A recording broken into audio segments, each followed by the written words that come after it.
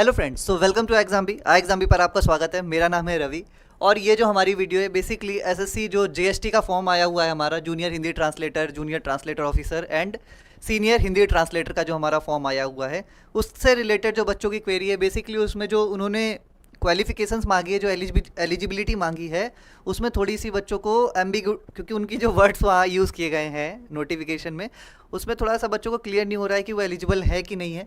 तो ये basically video उनके लिए है। कुछ बच्चों की क्वेरी ये थी कि सर मैंने ओपन से डिग्री ले रखी है, क्या वो एलिजिबल होगी कि नहीं होगी, एज लिमिट मेरी इतनी है, क्या वो सर रिलैक्सेशन मिलेगा कि नहीं, वो सारे डाउट हम अभी ये क्लियर करने वाले इस वीडियो में। तो स्टार्ट करते हैं वीडियो को। सबसे पहले जो एज लिमिट की जिनको प्रॉब्लम थी, अगर उनकी स्पेशल कैटेगरी के हैं तो ये जो उनको रिलैक्सेशन एसएससी देता है हमेशा से, ठीक है। एसएससी को जो एससी एसटी हैं उनको 5 साल की रिलैक्सेशन होती है, ओबीसी को 3 साल की होती है ना। उस तरह के अलग अलग सबको जो है वो मिलती रहती है। जो एक्स सर्विस मैन होते हैं उनको भी 3 साल का रिलैक्सेशन मिलता है, ठीक है। कौन से जो जनरल एज, मतलब जनरल जो बच्चे हैं जो इस कैटेगरी के स्पेशल कैटेगरी में नहीं आ रहे हैं, ठीक है, जो जनरल बच्चे हैं उनके लिए क्या क्राइटेरिया है कि उनका जो जन्म है वो 2 अगस्त 1993 से पहले ना हुआ हो और 1 अगस्त 2000 बाद के ना हुआ हो। इसके बीच में जो भी लोग हुए हैं, पैदा हुए हैं, वो सब के सब इसके लिए एलिजिबल हैं। और अगर वो स्पेशल कैटेगरी के हैं तो उसमें ये साल और वो जोड़ सकते हैं। मतलब अगर 5 साल आप मान लो SC ST कैटेगरी के हो तो ये 93 से 5 साल पीछे जाकर भी आपका फॉर्म एलिजिबल माना जाएगा, ठीक है।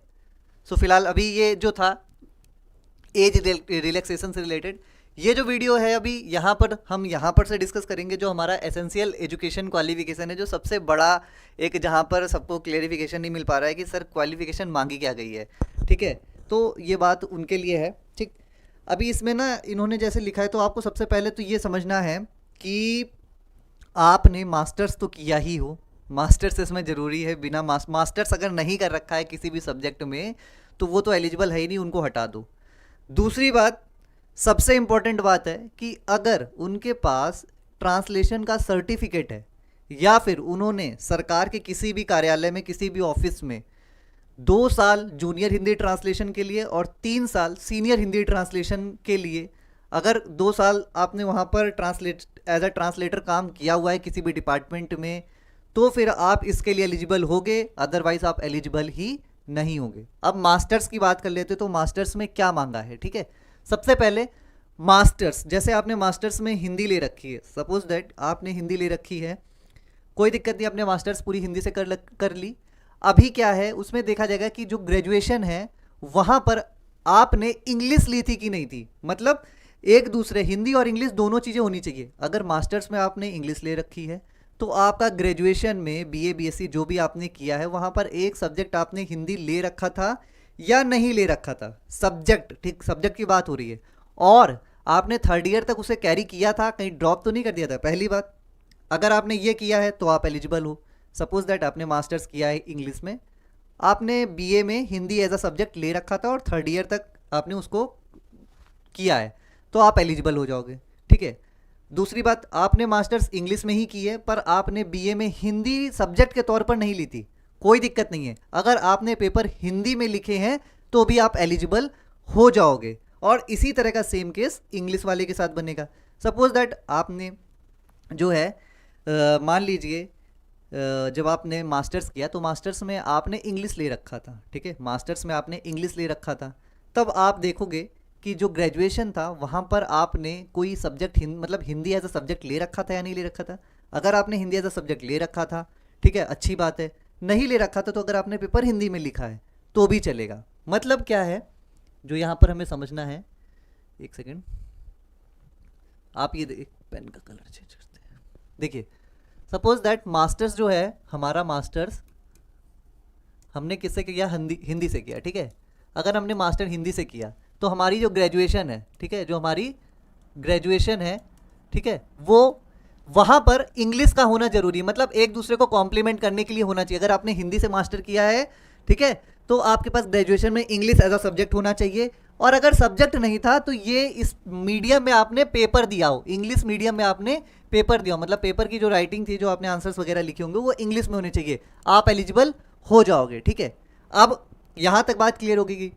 किसी बच्चे ने ये है कि सर मैंने पंजाबी से किया है, मैंने बंगला से किया है, ऐसा अलग अलग लैंग्वेज से कर रखा है, उस केस में क्या बनेगा? मतलब मेरा तो मास्टर्स में ना हिंदी था ना इंग्लिश था, सपोज दैट मैंने सोशलॉजी से कर लिया है, ठीक है। अब सोशलॉजी से आपने किया है मास्टर्स, कोई प्रॉब्लम नहीं है। आपने ग्रेजुएशन में हिंदी और इंग्लिश ले रखा था या नहीं ले रखा था, ठीक है। अगर आपने ग्रेजुएशन में लेकर रखा हुआ है तो भी आप एलिजिबल हो जाओगे। सपोज दैट ग्रेजुएशन में आपने जो आपका मास्टर्स है वो आपने किया सोशलॉजी से, मैथ्स से, फिजिक्स से या किसी से भी किया हुआ है, कोई दिक्कत नहीं। ग्रेजुएशन में आपने एक ऑप्शनल सब्जेक्ट के तौर पर हिंदी ले रखा था, ठीक है। और मास्टर्स जब आप कर रहे थे तो आपने इंग्लिश में पेपर को एग्ज़ाम दिया था, आंसर्स आपने इंग्लिश में लिखे हुए थे, आप एलिजिबल हो जाओगे। यानी कि मास्टर्स अगर किसी दूसरे सब्जेक्ट से भी कर रखा है कोई फ़र्क नहीं पड़ता है, बशर्ते आपने वो सब्जेक्ट में ग्रेजुएशन में हिंदी और इंग्लिश का प्रयोग किया है या नहीं किया। अगर आपने किया है तो आप एलिजिबल हो जाओगे, ठीक है। यहाँ तक सबको क्लियर हो गया होगा। लेकिन सबसे बड़ी जो यहाँ पर इसमें जो प्रॉब्लम है वो यही है।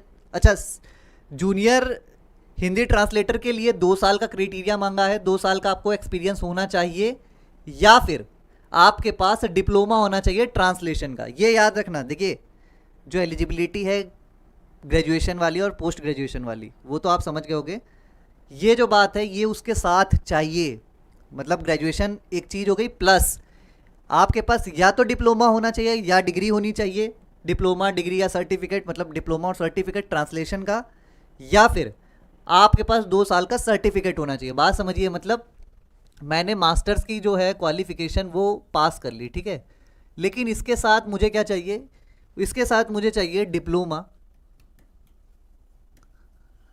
ठीक है, डिप्लोमा या फिर सर्टिफिकेट, डिप्लोमा या फिर सर्टिफिकेट चाहिए होगा। किसमें? ट्रांसलेशन में, ठीक है। ट्रांसलेशन कौन सा? Hindi to English, English to Hindi, ये वाला आपके पास ये दोनों चीज़ें होनी चाहिए, मास्टर्स भी होना चाहिए और डिप्लोमा या सर्टिफिकेट भी होना चाहिए। अब सपोज दैट मेरे पास डिप्लोमा या सर्टिफिकेट ट्रांसलेशन का नहीं है, मेरे पास ट्रांसलेशन का कोई भी डिप्लोमा या सर्टिफिकेट नहीं है, कोई बात नहीं। ये कह रहे हैं अगर ये चीज़ नहीं है तो यहाँ पर एक बड़ा बड़ा और लगा दीजिए। बोल रहे हैं कि आप जूनियर हिंदी ट्रांसलेशन के लिए मुझे 2 साल का एक्सपीरियंस सर्टिफिकेट दिखा दो। अब एक्सपीरियंस सर्टिफिकेट कहाँ से मिलेगा? कि आपने गवर्नमेंट के किसी भी डिपार्टमेंट में एज अ ट्रांसलेटर अगर काम किया है तो वहाँ का 2 साल का आप एक्सपीरियंस सर्टिफिकेट दिखा दो और मास्टर्स की डिग्री दिखा दो, हम आपको एलिजिबल मान लेंगे जीएसटी के लिए, जूनियर हिंदी ट्रांसलेटर के लिए या फिर जूनियर ट्रांसलेटर ऑफिसर के लिए, ठीक है। इतनी बात आप समझ गए होंगे। अब जो है यहाँ पर सीनियर हिंदी ट्रांसलेटर की बात कर लेते हैं। सीनियर हिंदी ट्रांसलेटर की भी यही एकदम शर्तें रखी गई हैं, बस लास्ट वाला क्लॉज चेंज है। सीनियर हिंदी ट्रांसलेटर में क्या बोला गया है? मास्टर्स होना चाहिए। अगर मास्टर्स इंग्लिश में है तो आपने जो ग्रेजुएशन किया है वो हिंदी में कोई एक सब्जेक्ट या तो हिंदी ले रखा हो, एज अ सब्जेक्ट हिंदी ले रखा हो। हिंदी नहीं ले रखा है तो आपने पेपर एटलीस्ट हिंदी में दिए हो, आप क्वालिफाई हो जाओगे। ग्रेजुएशन में हिंदी ले रखी, मास्टर्स में हिंदी ले रखी थी, कोई बात नहीं। ग्रेजुएशन में इंग्लिश से कोई भी सब्जेक्ट लिखा है या इंग्लिश एज अ सब्जेक्ट ले रखा है, चल जाएगा काम। सर मास्टर डिग्री है पर मेरे पास हिंदी और इंग्लिश दोनों नहीं है मास्टर्स में, कोई बात नहीं। आपने मास्टर्स किया हुआ है, आप ग्रेजुएशन में हिंदी या इंग्लिश में से आपने जो भी ले रखा था, और अगर सब्जेक्ट नहीं भी ले रखा था तो हिंदी या इंग्लिश में आपने अगर पेपर लिखा है तो भी आप एलिजिबल हो जाओगे, बशर्ते फिर से वही बात इन्होंने लास्ट में जोड़ी है कि आपके पास मास्टर्स के साथ साथ क्या चाहिए? मास्टर्स के साथ साथ इन्हें क्या चाहिए? या तो डिप्लोमा, या तो सर्टिफिकेट चाहिए, सर्टिफिकेट चाहिए या फिर डिप्लोमा चाहिए। किसमें? ट्रांसलेटर का ना, ठीक है भाई। इन्होंने क्या बोला है? या तो हमें क्या चाहिए? डिप्लोमा चाहिए या सर्टिफिकेट चाहिए। देखिए लिखा है या डिप्लोमा या सर्टिफिकेट, और अगर डिप्लोमा सर्टिफिकेट नहीं है ट्रांसलेटर का, मान लीजिए ये चीज़ आपके पास नहीं है, ठीक है, हिंदी और इंग्लिश की ट्रांसलेशन का डिप्लोमा या सर्टिफिकेट नहीं है, कोई बात नहीं है। यहाँ पर बड़ा बड़ा उन्होंने और लगाया और बोला 3 साल का एक्सपीरियंस दिखा दो, 3 साल का एक्सपीरियंस दिखा दो हमें। 3 साल का क्या दिखा दो भाई? एक्सपीरियंस, बस काम चल जाएगा। 3 साल का अगर एक्सपीरियंस है आपके पास, कहाँ पर एक्सपीरियंस होना चाहिए? तो वो होना चाहिए किसी भी गवर्नमेंट के डिपार्टमेंट में, ठीक है। यहाँ पर उन्होंने ये चीज़ लिखी हुई है। तो ये बेसिकली क्या था? ये रिलेटेड था आपका एलिजिबिलिटी से। आई होप कि एलिजिबिलिटी वाला अभी जो है सारी चीज़ें क्लियर हो गई होंगी।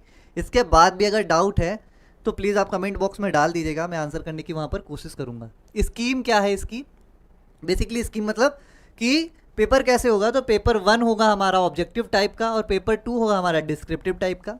पेपर 1 ऑब्जेक्टिव है, कितने घंटे में होगा? 2 घंटे में होगा, ठीक है।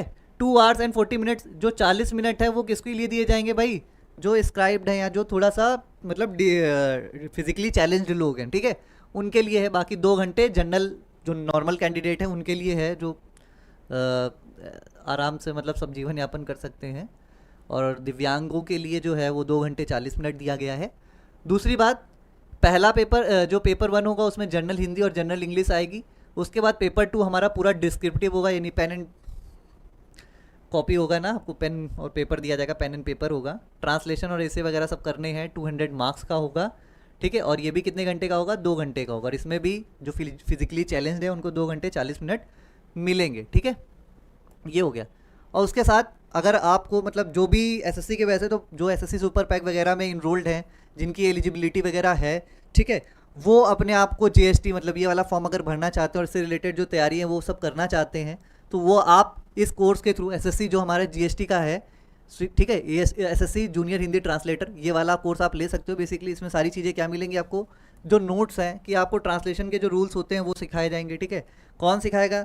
तो प्रतिमा मैम सिखाएंगी, साथ में शिल्पा मैम सिखाएंगी, सताक्षी मैम आपको इंग्लिश का डिस्क्रिप्टिव वगैरह सारी चीज़ें समझाएंगी, ठीक है। जो ट्रांसलेशन में पेपर में आपको जल्दी ट्रांसलेशन कैसे करना है, एक्यूरेसी कैसे अच्छी करनी है, तो एसआर सर सिखाएंगे आपको।